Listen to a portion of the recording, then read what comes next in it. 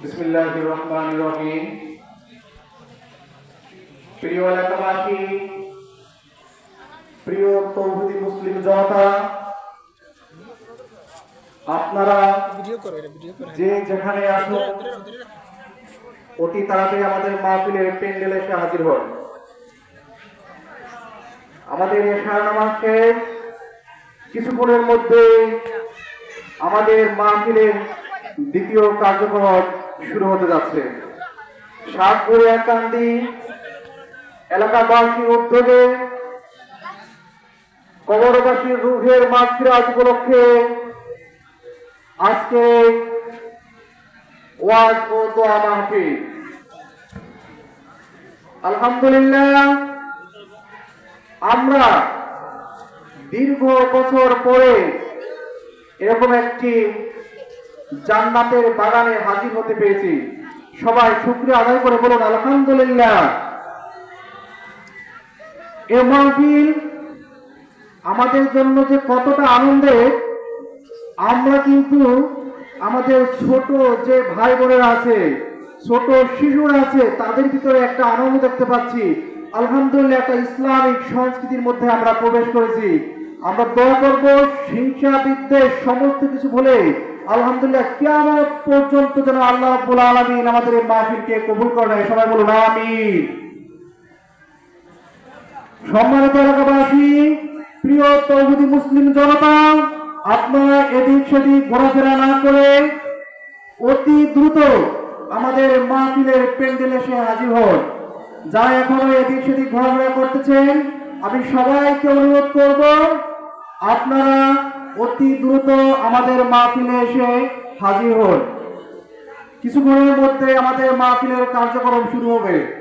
আপনারা এখনো যারা রাস্তাঘাট দোকানপাটের সামনে আছেন, আমি সবাইকে অনুরোধ করব আপনারা সেখান থেকে আমাদের যে মাহফিলের প্যান্ডেল করা হয়েছে, আপনারা সেই মাহফিলের প্যান্ডেলে এসে হাজির হন। এই মাহফিল হতে পারে আমাদের জীবনের শেষ মাহফিল। এই মাহফিল আমাদের জীবনের জন্য এবং দুনিয়া আখিরাতের জন্য একটি মহা মূল্যবান। আল্লাহ রাব্বুল আলামিন আমাদেরকে যেন এই মাহফিল থেকে কামিয়াবি হাসিল করার তৌফিক দান করে। আমরা সকলে জানি আমরা মুসলিম, আমাদেরকে আল্লাহ রাব্বুল আলামিন শুধু মুসলিম না, পৃথিবীর গোটা মানব জাতিকে সৃষ্টি করেছে একটা উদ্দেশ্য আছে। সেই উদ্দেশ্য হচ্ছে আল্লাহ রাব্বুল আলামিন বলেন, ওমা খালাকতুল জিন্না ওয়াল ইনসা ইল্লা লিয়াবুদুন। আমি মানব জাতিকে সৃষ্টি করেছি, আমি জিন এবং ইনসানকে সৃষ্টি করেছি শুধু আমি আল্লাহ রাব্বুল আলামিনের ইবাদত করার জন্য। সেখানে আমরা ইবাদত করব। আল্লাহ রাব্বুল আলামিন তার কোরআনে, বিশ্বনবী সাল্লাল্লাহু আলাইহি ওয়াসাল্লাম তার হাদিসে যে বাণী রেখে গেছেন, আমাদের জন্য যে দিক নির্দেশনা দিয়ে গেছেন, আমরা সেই দিক নির্দেশনা পুরোপুরি পালন করব।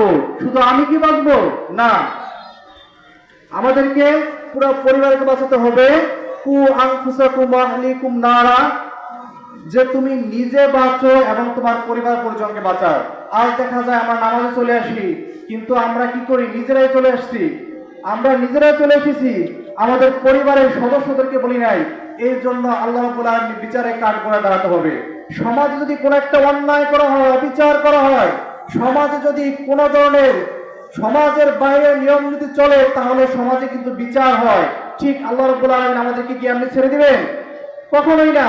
আল্লাহ রাব্বুল আলামিন মৃত্যুর পরে আমাদেরকে তার বিচারে কাঠগড়ায় দাঁড় করাবেন।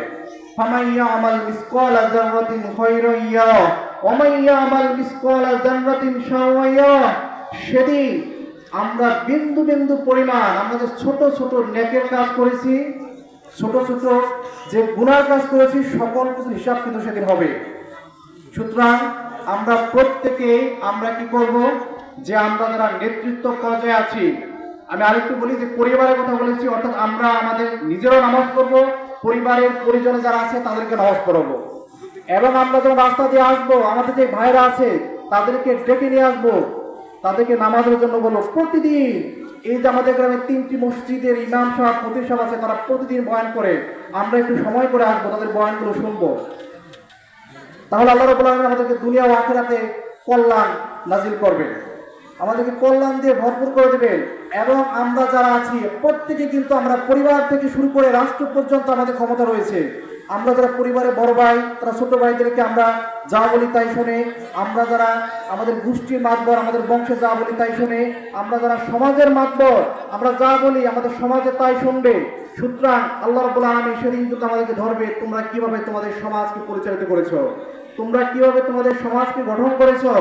সেদিন কিন্তু আমাদের অধীনে যারা আছে তারা কিন্তু আমাদেরকে বেঁধে দিবে, তারা কিন্তু আমাদেরকে বলবে যে আল্লাহ এই মানুষগুলো কিন্তু আমাদেরকে বলে নাই, তারা যেখানে যেতে বলছে আমরা সেখানে গিয়েছি, তারা যা করতে বলেছে তা করেছি, কিন্তু আমরা কিন্তু আমাদের কিন্তু সে বলে নাই নামাজে আস, আমাদের বলে নাই দিনের পথে আস। সুতরাং আমি কথা বাড়িব না, আল্লাহ রাব্বুল আলামিন যেন আমাদেরকে সেই বিচারে কান করায় না দাঁড় করান। আমরা নিজেরা ইবাদত বন্দেগীতে মশগুল থাকবো এবং সবাইকে আমরা সেই ইবাদতের দিকে ডেকে নিয়ে আসবো। ইনশাল্লাহ আমরা কোরআন ও হাদিস মোতাবেক চলার চেষ্টা করব।